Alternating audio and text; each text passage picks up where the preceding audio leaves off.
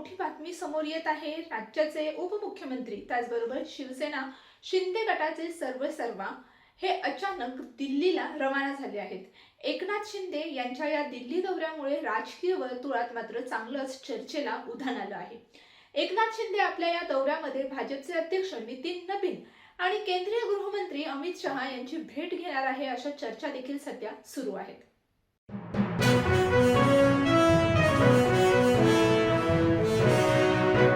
महाराष्ट्र सरकारने विधानसभेत महाराष्ट्र धर्म स्वातंत्र्य विधेयक 2026 मांडले।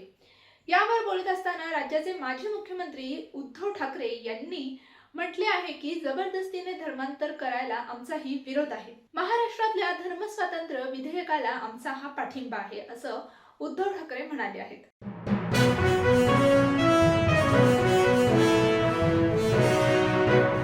मुंबईतील टिळक भवन येथे आज हर्षवर्धन सकपाळ यांच्या उपस्थितीत भाजप, शिवसेना, वंचित बहुजन आघाडी आणि त्याचबरोबर संभाजी ब्रिगेडसह विविध संघटनांच्या शेकडो पदाधिकारी आणि कार्यकर्त्यांनी काँग्रेसमध्ये प्रवेश केला आहे। यावेळी सचिन सावंत, अनंत गाडगीळ आदी मान्यवर उपस्थित होते। काँग्रेसचा सर्वसमावेशक विचार आणि राहुल गांधी यांच्या नेतृत्वावर विश्वास ठेवून अनेक जण पक्षात प्रवेश करत असल्याचं यावेळेस हर्षवर्धन सकपाळ म्हणाले आहेत।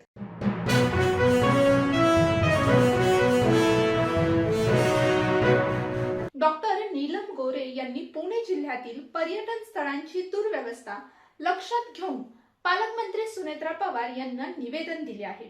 शनिवारवाडा, लोहगड किल्ला यांसह अनेक ठिकाणी पर्यटकांची संख्या घटल्याचे त्यांनी नमूद केले आहे। पुरातत्व विभाग आणि प्रशासनातील समन्वयांच्या अभावामुळे पर्यटन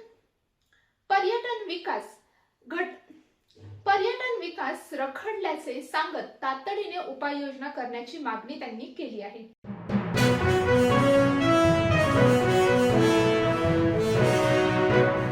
धुरंधर 2 हा चित्रपट भारत-पाकिस्तान संघर्षावर आधारित आहे। या चित्रपटाच्या पहिल्या पार्टने कमाल तर केलीच, बॉक्स ऑफिसवर अनेक रेकॉर्ड देखील मोडले। आता दुसरा भाग येण्याआधी एका पाकिस्तान सिंगरने एक मोठा खळबळजनक दावा देखील केला आहे।